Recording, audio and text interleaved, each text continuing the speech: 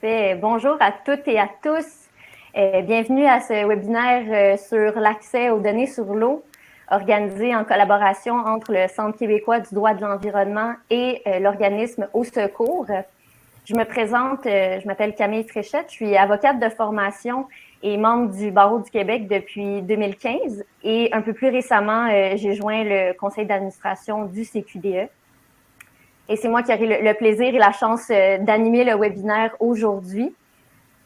Petit point logistique avant de commencer, pour vous donner un aperçu de comment le webinaire va se dérouler. Donc, on va commencer par une période de discussion avec nos panélistes que je vais vous présenter dans quelques instants. Et cette discussion-là sera suivie d'une période de questions. Donc, n'hésitez pas, pendant le webinaire, à utiliser l'outil chat ou clavardage pour déjà envoyer vos questions. Puis, on pourra les regarder. Là, à la fin, on va se garder un 15-20 minutes de discussion avec vous.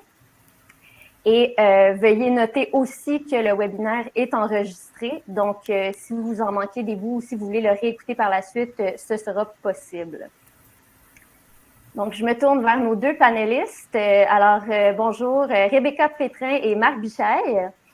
Je commence avec Rebecca Pétrin, qui est directrice générale de l'organisme Au Secours, qui est l'organisme qui a fait une première demande d'accès à l'information en 2018 en lien avec les données de prélèvement d'eau et qui a vu cette demande-là refusée. Donc, c'est ce qui explique pourquoi on est ici aujourd'hui. Donc, bonjour Rebecca, merci d'être avec nous.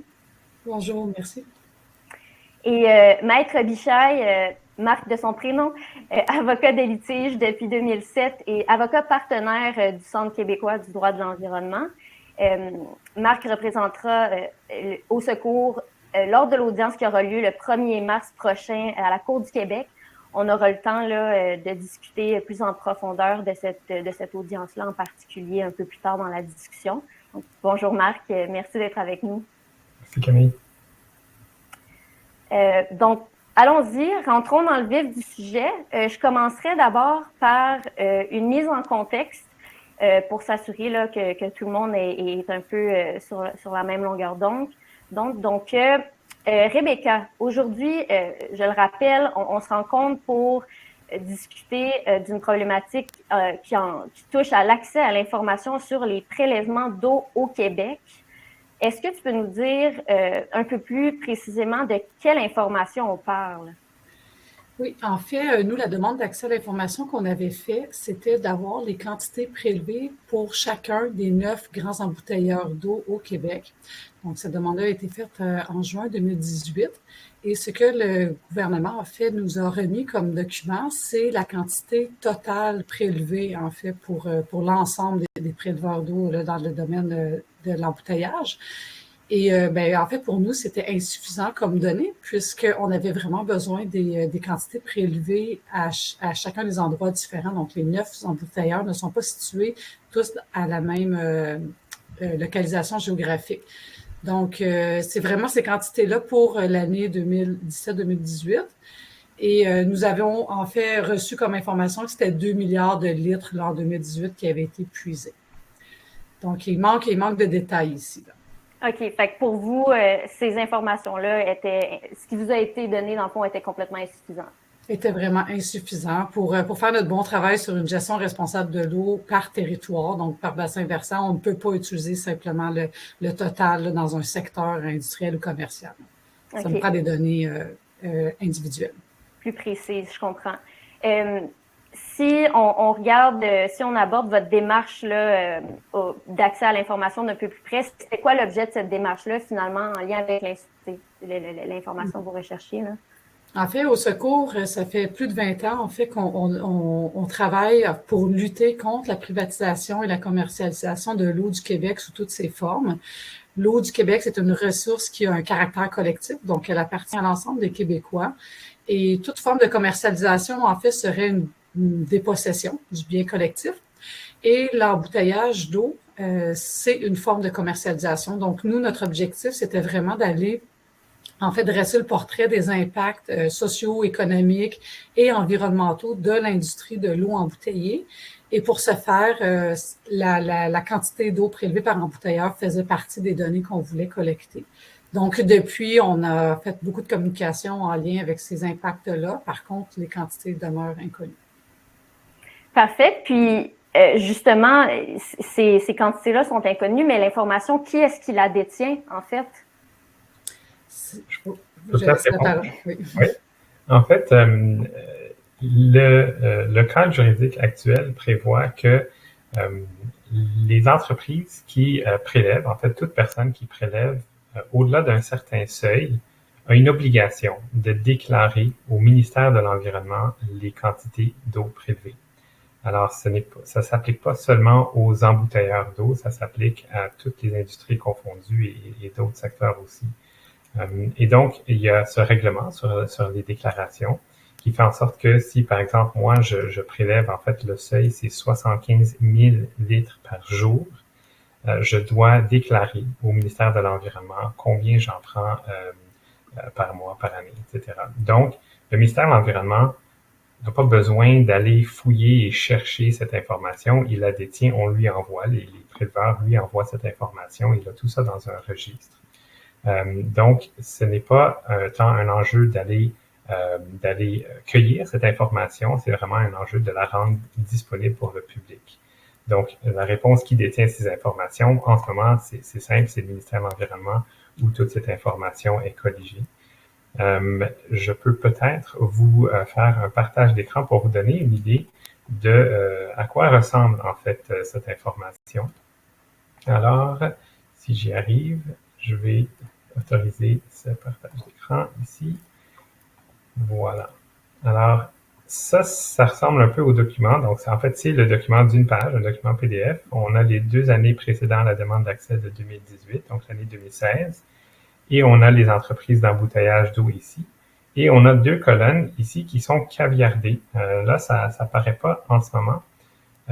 Volume assujetti, redevance. Ici, 23-24.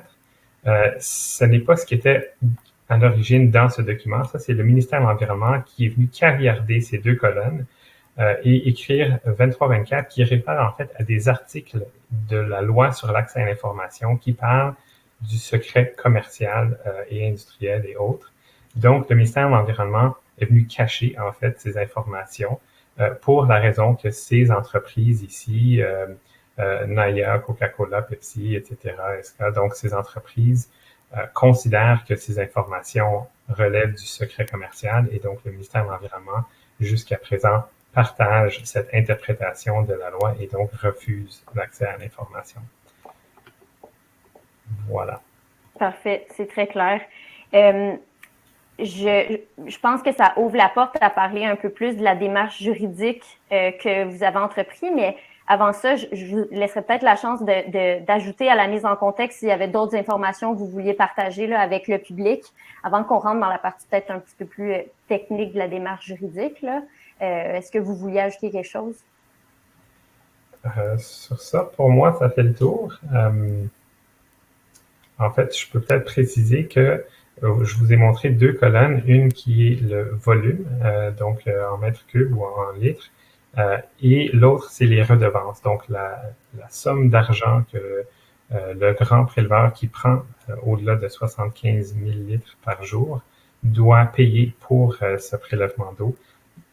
La demande d'accès à l'information d'Eau Secours ne visait pas en soi les redevances, mais de toute façon, c'est pas vraiment différent du volume prélevé parce que c'est une simple règle de 3.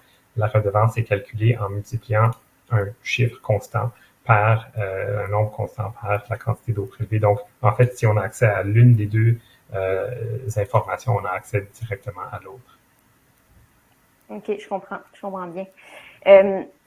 Au niveau de la démarche juridique, Marc, tu l'as mentionné un peu plus tôt, je voulais poser la question de quels sont les motifs de refus, en fait, du ministère de l'Environnement de refuser l'accès à ces informations-là. Tu as rapidement mentionné le secret commercial.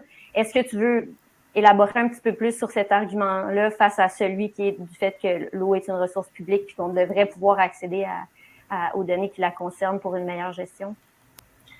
En fait, ce qui est en jeu, c'est vraiment la transparence ici. Alors, comme Rebecca, tu le mentionnais, l'eau est une chose commune. Donc, en principe, elle appartient à toutes et tous, effectivement. C'est ce que prévoit le droit québécois. Là, des entreprises privées prennent des quantités quand même très importantes, et refusent de divulguer ces quantités. Donc, ce qui arrive, c'est qu'on a en fait deux lois qui sont en jeu ici. Il y a la loi sur l'accès à l'information, qui est une loi générale qui prévoit un principe général, un droit très large, que les informations détenues par les organismes publics sont en principe accessibles au public.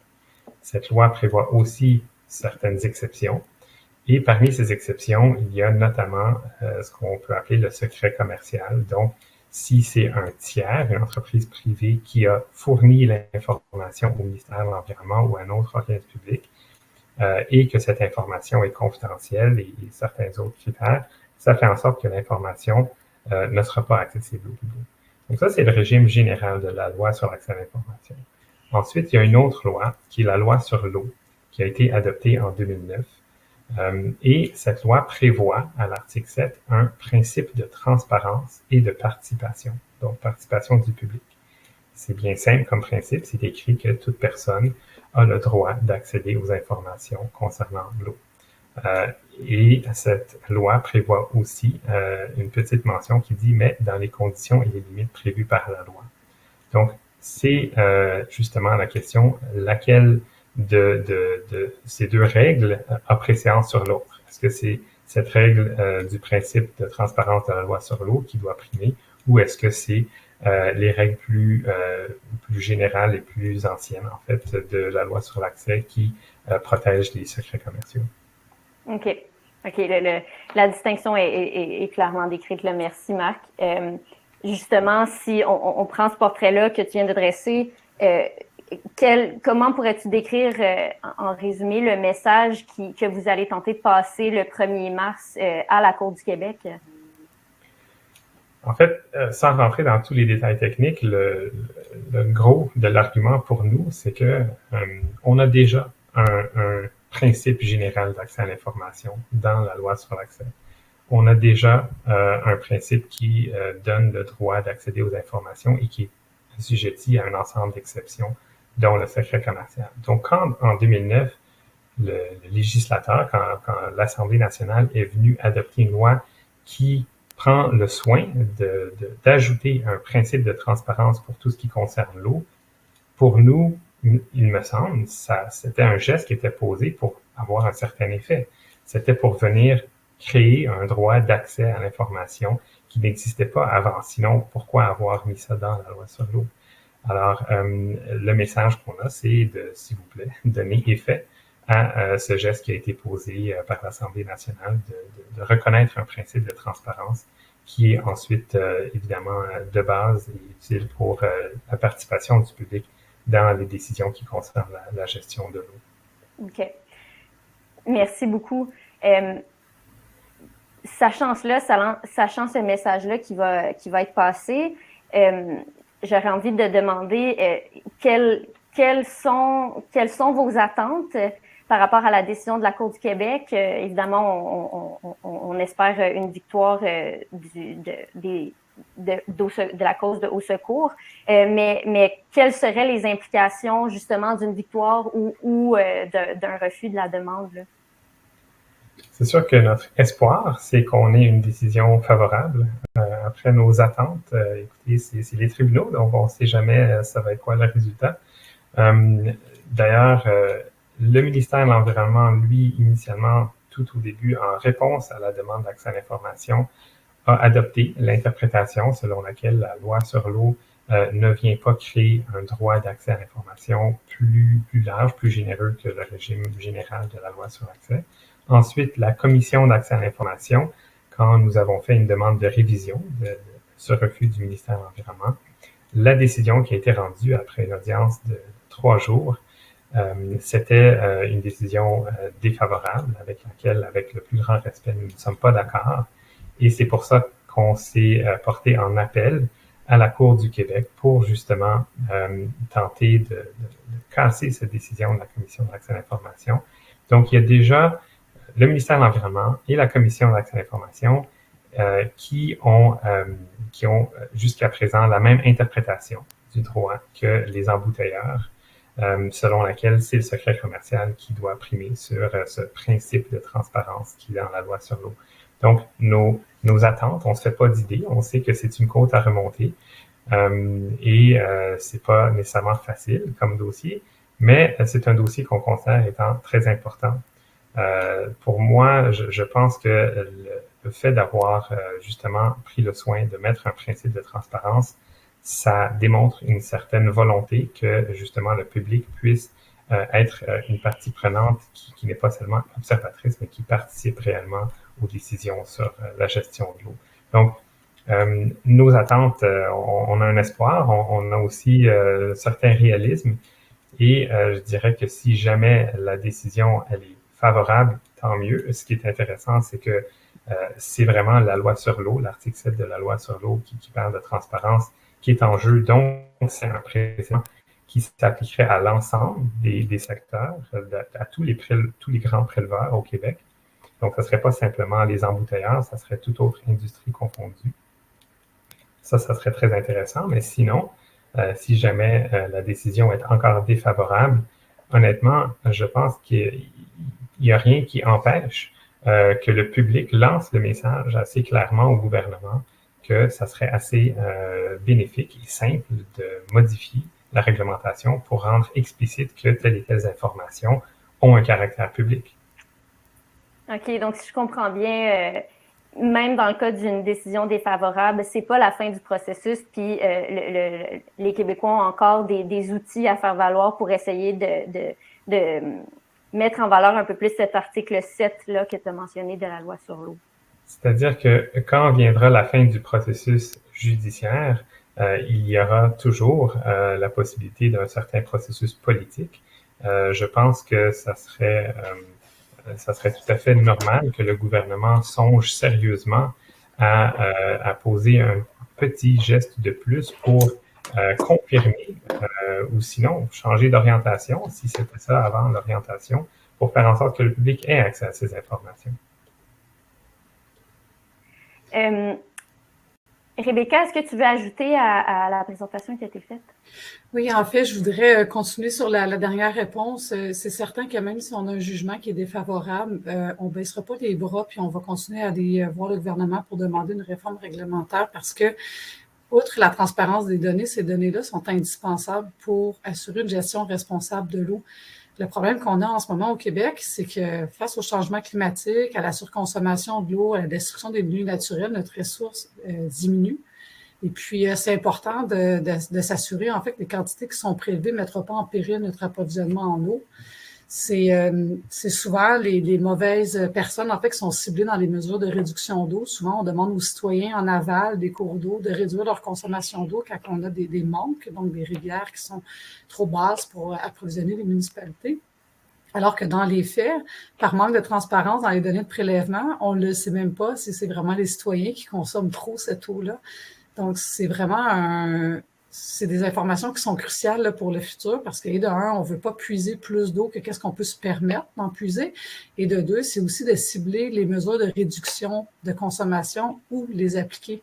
Est-ce que c'est nécessairement les citoyens qu'on doit viser dans les municipalités? Puis est-ce que c'est nécessairement les municipalités qui sont en aval des cours d'eau ou plus en amont? Donc, toutes ces données-là, c'est pas seulement chez Eau Secours qu'on en a besoin, c'est l'ensemble de la collectivité du Québec qui doit avoir accès à ça sous forme d'un registre, un registre qui est simple d'accès, parce que le dédale des demandes d'accès à l'information, c'est une grosse barrière, en fait, qui limite énormément là, l'accès et l'utilisation de ces données-là pour en fait s'assurer que demain, il va nous rester de l'eau au Québec pour tous. OK. C'est vraiment finalement un gros angle mort en ce moment auquel font face les organismes comme Au Secours qui essayent de bien gérer cette ressource-là. Fait qu'on comprend bien là. Ça fait le tour des questions que j'avais à vous poser. Puis éventuellement, on va se tourner vers le public pour leurs questions. Est-ce que je vous laisse encore l'opportunité là, si vous voulez rajouter de l'information ou partager d'autres c'est ça, d'autres impressions avant de se tourner vers les questions du public? Mais en fait, je vois que les questions sont vraiment diverses là, dans le chat, fait que je pense que ça vaudrait la peine qu'on leur donne la parole. Oui, oui. Juste avant ça, si vous permettez, je vais rajouter aussi, renchérir sur ce que tu viens de dire, Rebecca, parce que pour ceux qui s'y connaissent en droit de l'accès à l'information, il y a le processus de demande d'accès à l'information qui se veut assez simple et assez facile pour la personne moyenne, mais il y a ce qu'on peut appeler aussi l'accès positif à l'information, c'est-à-dire que on peut avoir des registres directement accessibles en ligne où on n'a plus besoin d'écrire au ministère, de l'appeler puis de demander des informations. On peut simplement aller consulter rapidement les informations. Alors ça serait beaucoup plus intéressant. Et à partir du moment où la décision, qu'elle vienne du tribunal ou qu'elle vienne du gouvernement, une information est accessible, après ça, c'est vraiment important de faire en sorte que cet accès soit le plus simple possible, parce que sinon, c'est non seulement le public qui trouve que c'est plus compliqué de faire une demande d'accès à l'information, c'est aussi les ressources, en fait, des contribuables au sein du gouvernement, les personnes qui doivent répondre à ces demandes d'accès à l'information. Ça peut sembler anodin, mais ils en reçoivent énormément au ministère de l'Environnement. Ils en reçoivent vraiment beaucoup. Et donc, ça gruge des ressources qui pourraient facilement être investies ailleurs. Parfait, c'est très clair. Je vais d'abord vous remercier vraiment pour ces informations-là. Je pense que ça éclaire bien le contexte, les enjeux au cœur du dossier puis la pertinence de la démarche là, en ce moment. Je me tourne vers les questions du public parce que, comme le dit Rebecca, là, il y en a vraiment plusieurs. Je regarde mon outil de clavardage et la première que je vois, on a la question ici, comment les comités de bassin versant peuvent-ils faire leur travail sans ces informations? Comment de nouveaux permis peuvent-ils être accordés sans ces données? En fait, c'est une question qui est très intéressante. J'ai vu, je vais reprendre aussi le commentaire de Mme Geneviève Richard qui est passé dans le chat. Effectivement, ce n'est ni au secours ni les organismes de bassin versant qui doit en fait assurer la gestion intégrée de l'eau au Québec. C'est tout un consortium, en fait. C'est des citoyens, les comités de citoyens, les ministères, les OBV. C'est tous ensemble, en fait, qu'on doit soumettre des recommandations, puis faire un suivi un peu de qu'est-ce qui se passe dans notre territoire pour s'assurer que l'eau, on ne la gaspille pas, on l'utilise à bon escient. Effectivement, en absence des données complètes par secteur, c'est effectivement très difficile de savoir qu'est-ce qui est consommé réellement et où. On a toujours accès aux quantités autorisées, sauf que c'est sûr que ça ne donne pas la réalité actuelle parce qu'il y a certaines industries qui vont demander en fait des autorisations pour des quantités qu'ils n'ont pas besoin nécessairement.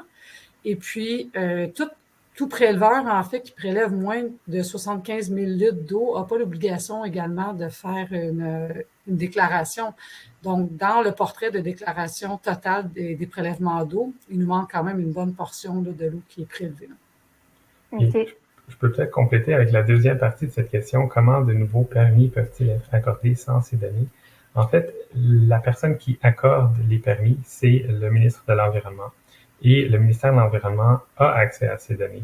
Mais est-ce que nous, le public, on est d'accord avec comment ce calcul a été fait? Est-ce que le ministère tient compte suffisamment des différents impacts sur l'eau, tient compte des changements climatiques? On n'a aucune idée et c'est pas possible en ce moment de savoir comment ce calcul est fait et s'il est fait de façon raisonnable. Je pense qu'on peut présumer que le ministère fait un bon travail en général, mais vu que la loi sur l'eau elle-même prévoit que le public est censé participer à ces décisions, en ce moment, c'est assez illusoire que le public puisse le faire si on n'a pas, nous, de toute façon, accès aux données qui sont pertinentes pour pouvoir avoir un œil là-dessus.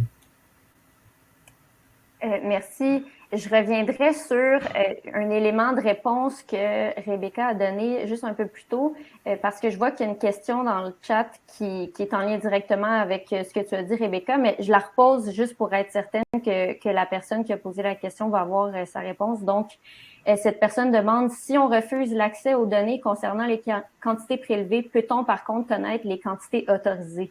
Mm-hmm. Les quantités autorisées sont publiques. Exact, dans le sens où les demandes d'autorisation environnementale au ministère de l'Environnement, ces demandes, en principe, sont accessibles au public et tous les documents aussi qui sont envoyés au ministère de l'Environnement en soutien à ces demandes. Et donc, à l'intérieur de cette demande, on a la quantité qui est demandée comme maximum, comme prélèvement maximum. Donc ça, c'est accessible au public, mais ça ne veut pas dire qu'en ce moment, cette information, elle est diffusée publiquement. Et ça, encore une fois, ça serait intéressant. Mais même là, comme tu dis, Rebecca, on ne sait pas la quantité réellement prélevée l'année dernière, par exemple, par telle entreprise ou par telle autre entreprise. Donc, c'est une partie du portrait importante qui manque. Parfait. J'ai ici 3 questions en lien avec les municipalités. La première, peut-on avoir accès à l'information sur les préleveurs dans une municipalité précise? En fait, oui, on peut faire des demandes d'accès à l'information auprès des municipalités à partir du moment où le préleveur est branché sur un réseau d'aqueduc qui est desservi par une municipalité. Et dépendamment aussi de la transparence des municipalités, dans leur rapport annuel, certains font vraiment vont dans le détail là, sur les quantités qui sont prélevées pour chaque secteur et puis dépendamment de la grosseur.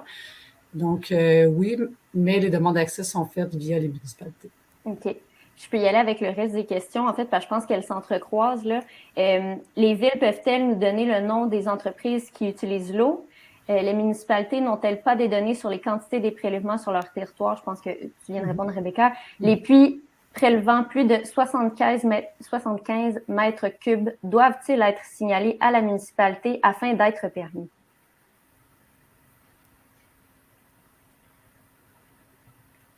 Le ministère de l'Environnement, les autorisations qu'il délivre, c'est une bonne question, le rôle de la municipalité dans ce processus. Très honnêtement, je ne suis pas au courant que le ministère de l'Environnement doit consulter la municipalité ou en pratique le fait.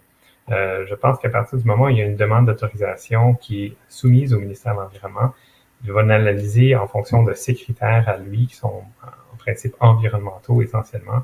Et donc, par exemple, les questions plus sociales, plus politiques, est-ce que les citoyens autour veulent que cette installation vienne? Est-ce que la municipalité est d'accord? Ce sont de bonnes questions. Est-ce que le ministère de l'Environnement en tient compte? Honnêtement, ça serait peut-être surprenant à mon avis, mais je pourrais toujours me tromper. Merci. Prochaine question. Elles sont vraiment nombreuses.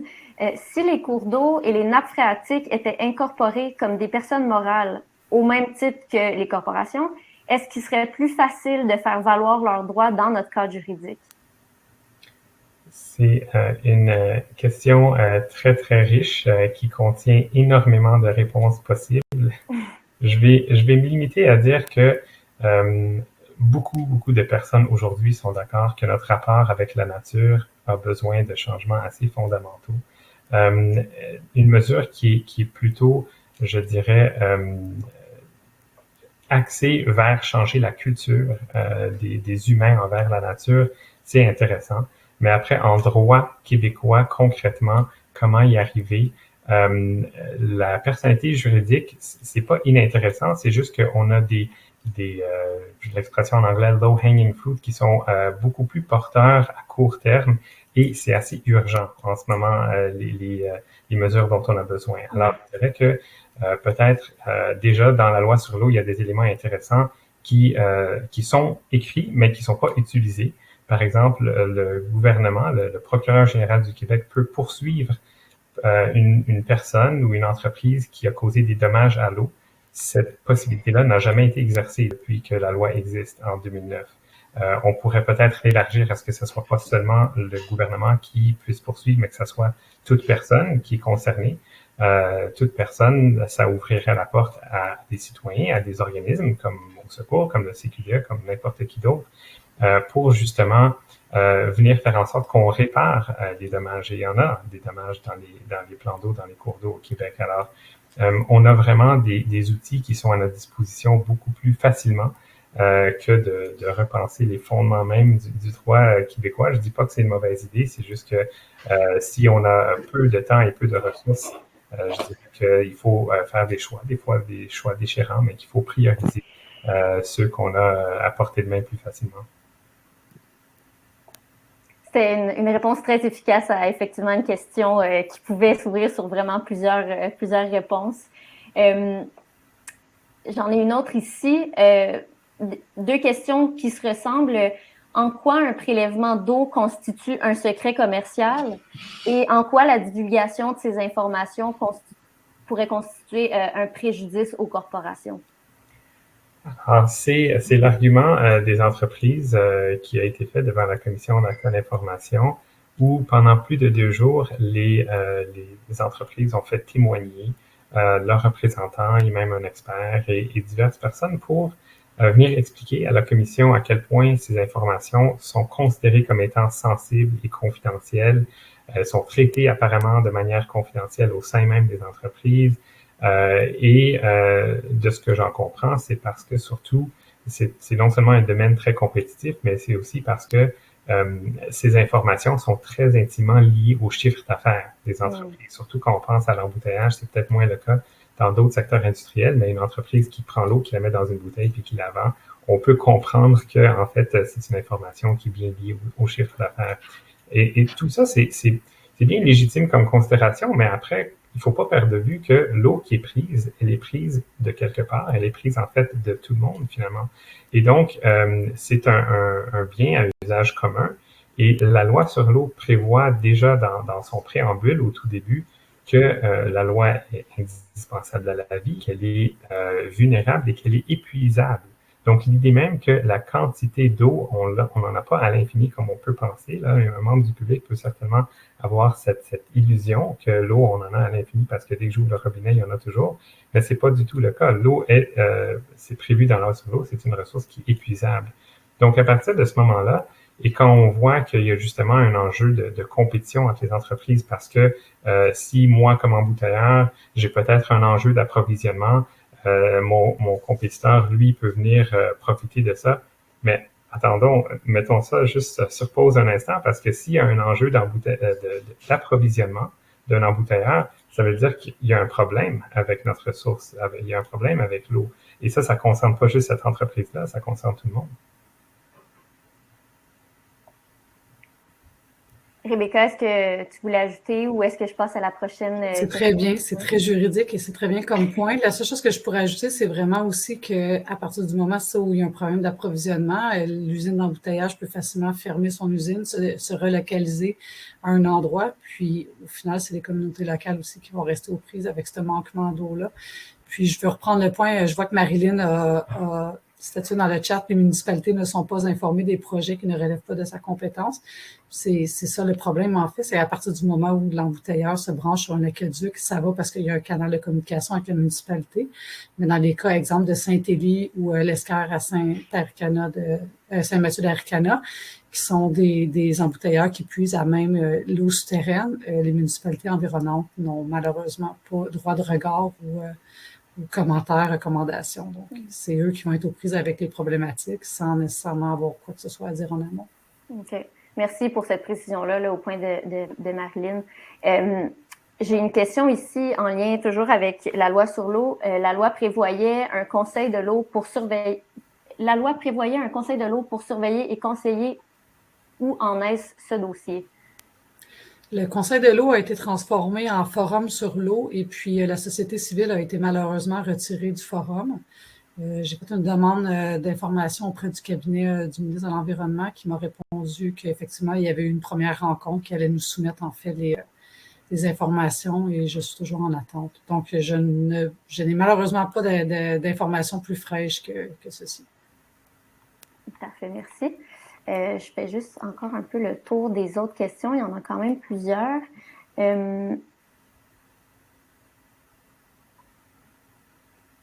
Dans l'hypothèse d'une issue positive sur ce dossier, quelle serait potentiellement la prochaine étape?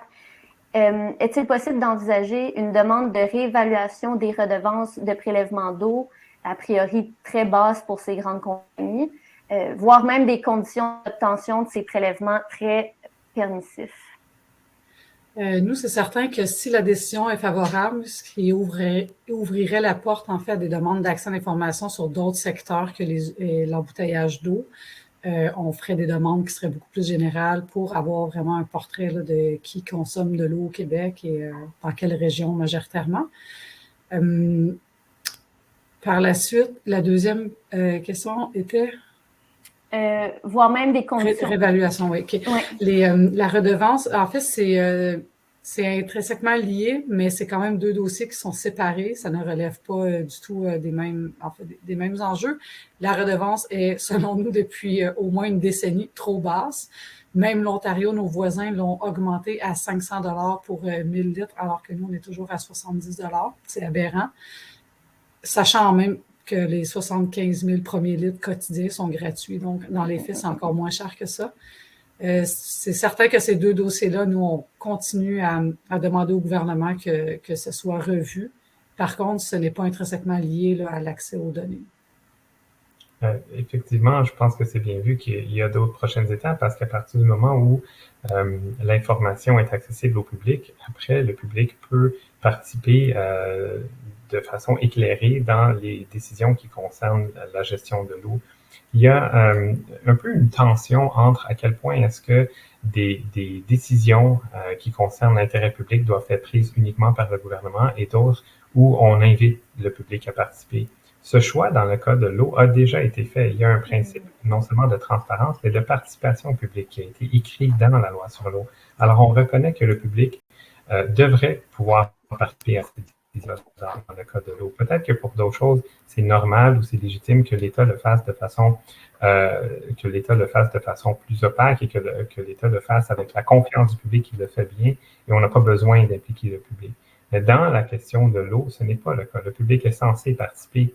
Alors, en ce moment, on a vraiment un enjeu où on a une volonté qui est exprimée, mais après, on ne la met pas en œuvre adéquatement parce que le public ne peut pas participer sans avoir accès à ces données. J'aurais une question pour vous. C'est une question qui vient de moi. Je me demandais, est-ce que c'est la première fois qu'une telle démarche est entreprise au Québec?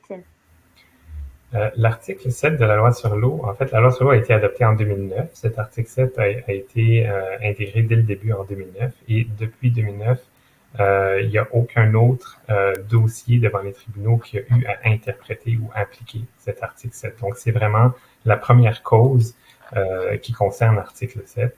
Et si la décision de la Cour du Québec, à la suite de l'audience du 1er mars, dans à peu près 2 semaines, si cette décision est défavorable, ça sera la fin de l'utilité de l'article 7. On ne va plus l'invoquer parce qu'on voit que ce n'est qu'un énoncé de principe général qui ne donne pas vraiment de droit substantiel concrètement. Et donc, ça sera une vie très courte pour cet article de transparence et de participation publique. Je vois. Quelqu'un demande ici, est-ce qu'on peut savoir combien ça rapporte aux compagnies et au gouvernement le prélèvement d'eau, soit en taxes, en impôts et en salaires? Est-ce que le gouvernement ne voit que la part du gain au détriment de la diminution de la ressource? En fait, au Secours, on avait préparé un rapport justement en 2018 quand on voulait partager les données. On n'a jamais finalement publié ce rapport-là parce qu'on attendait les quantités prélevées. Donc, de ce rapport-là, ce qu'on avait calculé, c'est que là, c'était 2017, en fait, l'année de référence, parce que c'était l'année à laquelle on avait fait référence pour les quantités prélevées. En 2017, il y avait plus de 600 millions de dollars qui avaient été générés pour les 9 grands embouteilleurs. Donc, c'est des profits en lien avec l'eau, pour à peine environ 1400 emplois. Puis, comparativement je vais vous donner un autre secteur d'emploi. Pour la même année, en fait, Bombardier, son industrie aérospatiale au Québec, qui avait généré 100 millions de dollars. Donc, c'est 1/6 de ce que les embouteilleurs ont eu pour 4800 emplois, donc 4 fois plus d'emplois.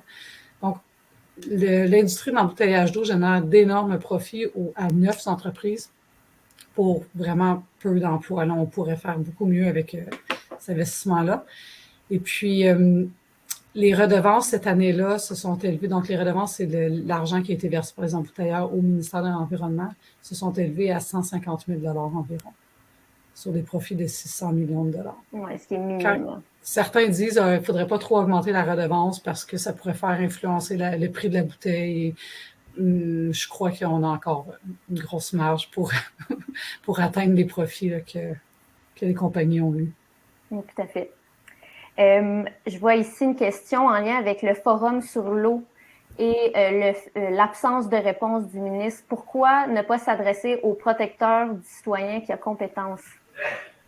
Je pense que ça serait une bonne seconde étape. Ces échanges-là ont eu lieu en fait cet automne, donc on va les relancer. Puis merci du commentaire. On va pousser ça un peu plus loin.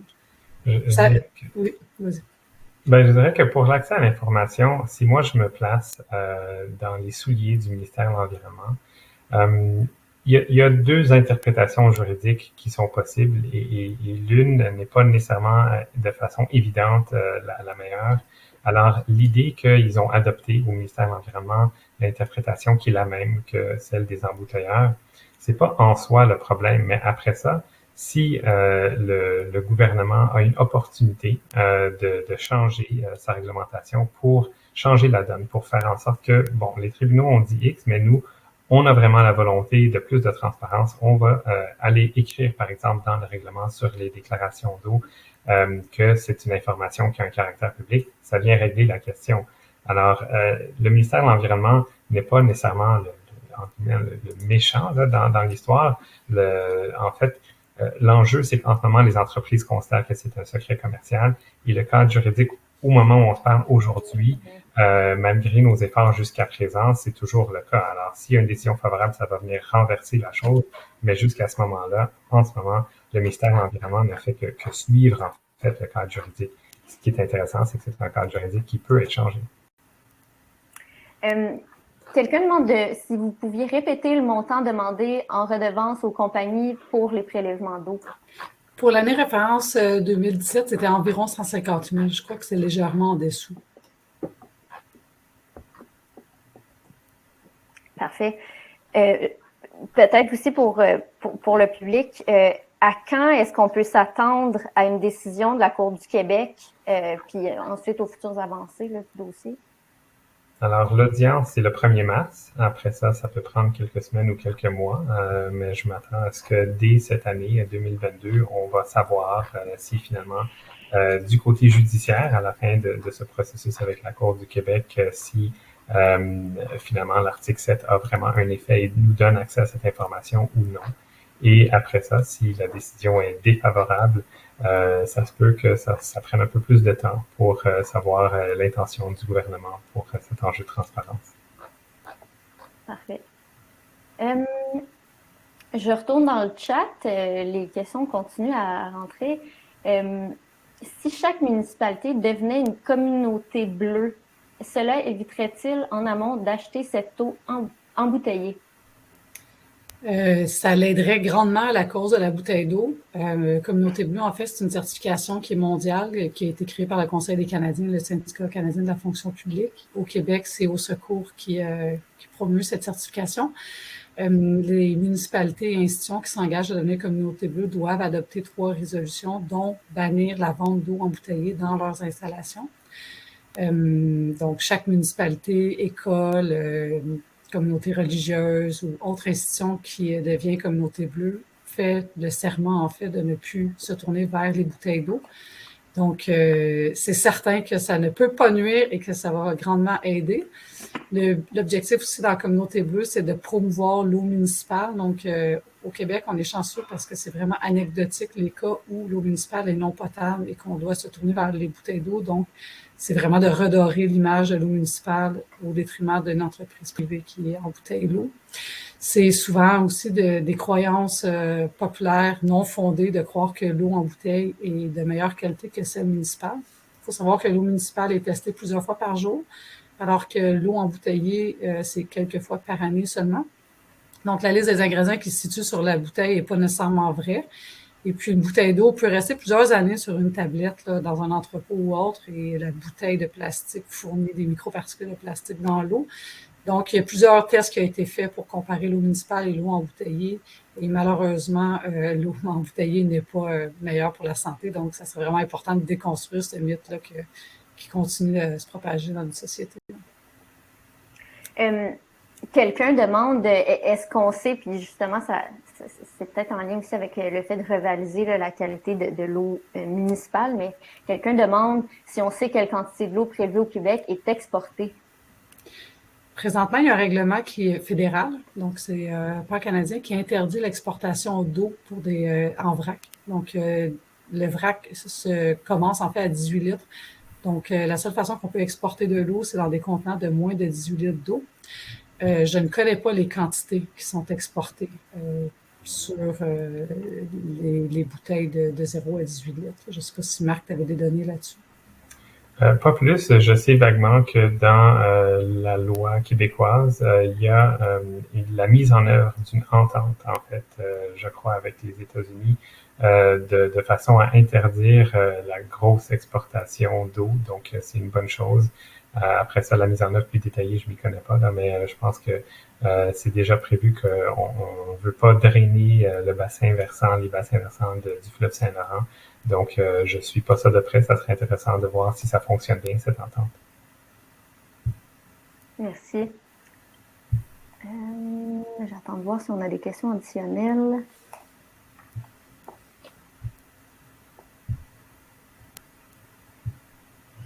Comment les pays européens gèrent le prélèvement d'eau? Je n'ai pas... je veux pas extrapoler trop parce que c'est vraiment différent d'un pays à un autre, c'est vraiment différent d'une commune à une autre. Ils ont vraiment un gros portrait, mais en règle générale, il y a beaucoup plus de privatisation et de commercialisation de l'eau en France. J'ai un cas en tête qui est assez catastrophique, là, c'est l'eau de Vittel, en fait, qui se situe dans l'est, le nord-est de la France. En fait, Nestlé est propriétaire de la nappe phréatique. Donc, ils sont carrément propriétaires de la ressource en eau. Les agriculteurs sur place doivent se déplacer pour aller chercher l'eau dans une autre nappe phréatique pour nourrir leurs bêtes parce qu'ils ne sont plus propriétaires de l'eau sous leurs pieds. Ça, c'est dans les cas les plus draconiens là, de privatisation, de commercialisation de l'eau. Il y a d'autres places aussi où c'est le même cas. Donc, l'eau de Fidji. La population de l'île Fidji n'est pas propriétaire de sa ressource en eau souterraine. Ils doivent s'abreuver dans les eaux de surface qui sont malheureusement très contaminées. Donc, la population locale n'a même pas accès à l'eau qui est potable, sécuritaire. Cette eau-là est mise en bouteille et vendue à très fort prix parce que c'est une marque de luxe d'eau embouteillée, exportée à la grandeur de la planète. Donc, il faut savoir aussi que quand on achète de l'eau embouteillée, ça se fait au détriment là, de la population locale, souvent qui n'a pas accès nécessairement à cette eau-là. Cette ressource-là. Mm-hmm. Et il y a aussi un autre élément qui ça peut être très intéressant de voir ce qui se fait ailleurs pour divers enjeux de droit de l'environnement, par exemple. Mais ce qui est intéressant au Québec, c'est que historiquement, on ne s'est pas gêné d'être leader dans certains domaines environnementaux et des domaines environnementaux où le Québec, c'est leader. Justement, ça fait en sorte qu'on est une juridiction qui a une certaine réputation et c'est utile d'avoir une réputation comme ça. C'est utile de décider que, comme société, ici au Québec, on va peut-être faire des choses qui ne sont pas faites ailleurs et c'est pas toujours une mauvaise chose. Ça pourrait justement donner un support pour si jamais une décision était pas favorable de la Cour du Québec pour avoir le souffle politique de valoriser cette réputation-là, puis bâtir sur cette réputation-là, puis revoir redonner un effet à cet article 7-là dont tu parlais un peu plus tôt. Une autre question, mais qui achète encore de l'eau en bouteille? Certaines villes dans le monde ont banni la vente. Serait-il possible de le faire au Québec? Faut savoir que le Québec n'est pas en reste avec sa consommation annuelle de 1 milliard de bouteilles d'eau. Donc, c'est un chiffre qui augmente aussi année après année. Fait que malgré tous les efforts qu'on fait pour purifier notre eau potable, notre eau municipale, la consommation d'eau en bouteille est quand même à la hausse. Le fait, justement, qu'on laisse les embouteilleurs prélever les quantités qu'ils ont besoin et de la commercialiser à des coûts divers, fait ça. Il faut savoir aussi que généralement, les gens consomment l'eau en bouteille quand ils ne sont pas à la maison. Donc, c'est aussi ce qu'on met beaucoup de l'avant, là, c'est des mesures pour rendre l'eau municipale plus accessible quand on est à l'extérieur de la maison. Donc, des abreuvoirs, surtout l'hiver, généralement, les abreuvoirs sont fermés. Donc, c'est vraiment l'accès à l'eau municipale qui est important, de laisser les commerçants plus aisément aller remplir les bouteilles d'eau des citoyens qui passent. également d'en faire la promotion de l'eau municipale, comme quoi que c'est une eau qui est saine. Donc, c'est vraiment le virage dans lequel il faut s'engager pour réduire la consommation de l'eau embouteillée. Donc, on est quand même, c'est ça, à 1 milliard de bouteilles vendues là, au Québec d'eau annuellement. Ces bouteilles-là sont majoritairement aussi peu recyclées ou même enfouies parce que les gens n'étant pas à la maison vont pas nécessairement prendre le temps de trouver un bac de recyclage. Fait que même si le contenant est recyclable ou plastique ou carton, ça ne veut pas dire qu'il est envoyé à l'enfouissement. En fait, il y a seulement une bouteille de plastique sur 10 qui est réellement envoyée dans un centre de récupération. Fait que non seulement ça a un impact sur la ressource qui est épuisable, mais en plus, au niveau de la gestion des matières résiduelles, il y a une grosse problématique à ce niveau-là. Puis aussi, sur un côté plus juridique de la chose, est-ce que c'est possible de bannir? Je pense que oui, l'Assemblée nationale a beaucoup de pouvoir et c'est certainement possible, sauf que est-ce que c'est nécessairement la solution de bannir?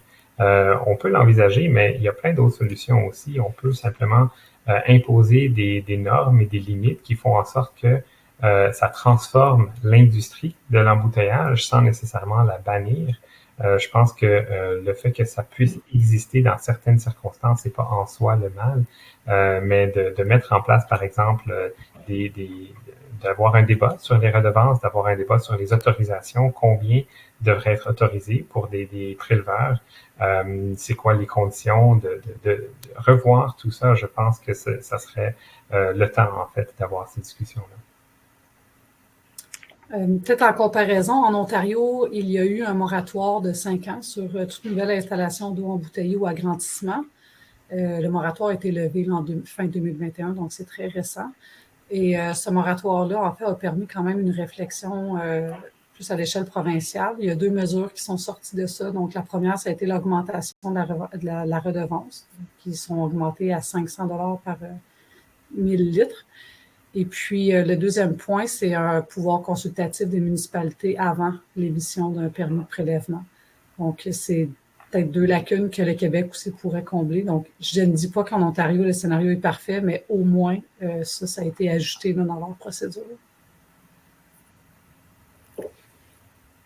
Je vois qu'il est 12h53. Peut-être que j'irai avec une dernière question, là, à moins que j'en vois plusieurs autres entrées, mais je pense que là, le temps commence à filer. J'avoue que je comprends pas trop la façon dont la question est formulée. Sont-ce les embouteilleurs qui doivent informer l'État? Est-ce que ce sont les embouteilleurs qui doivent informer l'État des quantités qu'elles prélèvent? Oui, tout à fait. Donc, il y a le règlement, comme je disais, qui concerne les déclarations des préleveurs et donc toute personne et toute entreprise qui prend plus de 75 000 litres par jour doit envoyer au ministère de l'Environnement des déclarations et c'est ce qui donne justement que ces informations sont détenues par le ministère, mais malheureusement relayées. Parfait, merci Marc. Je conclurai là-dessus. Merci beaucoup à tous pour vos questions. En fait, oui, une dernière question pour les panélistes. Avez-vous un dernier mot à ajouter là, pour clore la discussion, puis peut-être envoyer un dernier message final là, avec lequel les participants peuvent repartir? Vas-y, Marc. En fait, moi, je ne fais qu'un petit travail d'avocat sur un dossier, mais il y a tellement de questions hyper intéressantes et pertinentes autour de la gestion de l'eau qui dépassent mes connaissances et probablement qui dépassent les connaissances de 1 ou 2 ou plusieurs organismes. Et c'est ça, justement, l'intérêt d'une gestion qui est commune, où beaucoup de personnes participent, où il y a plein d'expertise autour de la table. Et ça, justement, en ce moment, un des grands obstacles, c'est le fait que il n'y a que le ministère de l'Environnement qui détient ces informations. Alors, le portrait qu'on a, il y en a des informations qui sont disponibles. On l'a vu, on sait c'est qui prélève, mais on ne sait pas combien chacun prélève. On sait la quantité totale, mais on ne sait pas, par exemple, dans telle région, c'est quoi le portrait, dans telle autre région, c'est quoi le portrait. Donc, ces informations détaillées sont hyper importantes si on veut vraiment avoir une gestion qui fait participer tous les acteurs qui sont concernés, qui ont des connaissances à collaborer. Moi, je vais terminer en disant, en fait, d'abord en remerciant le Centre québécois du droit de l'environnement, Maître Bichet, parce que nous, au Secours, c'est notre mission, en fait, de défendre la protection de l'eau. Puis, on est très fiers, en fait, de pouvoir vous avoir à nos côtés. Je remercie aussi la population. Il y a une belle mobilisation en ce moment autour de cet enjeu-là. Donc, on voit que les préoccupations augmentent dans la société québécoise sur la protection de notre ressource. Dans les derniers étés, on a vu de plus en plus d'épisodes de stress hydrique dans certaines parties du Québec. Les Québécois commencent à prendre ça au sérieux. On commence à comprendre que finalement, si on ne fait pas attention à l'eau, on va en vivre des pénuries. Aussi localisée soit-elle, l'impact est quand même là. Donc, je suis vraiment contente en fait que finalement on puisse emmener un peu sur la sphère publique. Là, c'est un début de discussion entourant les prélèvements d'eau. Puis, je voudrais aussi profiter de l'occasion là, pour remercier la Fondation Héritage qui nous soutiennent en fait aussi dans cette lutte-là. Donc, c'est une fondation qui finance des organismes comme nous qui ont peu de frais, en fait peu de fonds pour avoir des luttes juridiques. Donc, je voudrais juste souligner aussi leur soutien, grandement apprécié. Donc, voilà, je vous remercie énormément. Et merci à toi, Camille, aussi. Ça fait plaisir. Puis, je veux juste souligner le fait qu'il y a vraiment énormément de messages de bravo, de félicitations, de merci et de lâchez pas dans le chat. Là. Fait que je pense qu'il y a énormément d'attention, d'intérêt autour de ce dossier-là, c'est évident. Donc, merci à tous pour vos questions. Si jamais on n'a pas pu y répondre aujourd'hui, vous pouvez aller sur la page Facebook de l'événement pour les poser, puis on pourra faire le suivi. Merci encore à vous deux, Rebecca et Marc, pour votre temps, puis plus généralement là, pour votre implication dans le dossier. Donc, juste un petit rappel à tous pour conclure. Les avocats partenaires du Centre québécois du droit de l'environnement et au secours vont être à la Cour du Québec le 1er mars pour justement faire valoir cette cause d'une meilleure transparence dans la gestion de l'eau au Québec. Donc, on vous souhaite le meilleur des succès. Ça arrive vite. Puis, pour rester informé de ce dossier-là, on vous invite, on invite tous les participants à s'abonner aux réseaux sociaux du Centre québécois du droit de l'environnement et de Au Secours et de s'abonner aux newsletters. Donc, merci encore à tous et une excellente journée à tout le monde.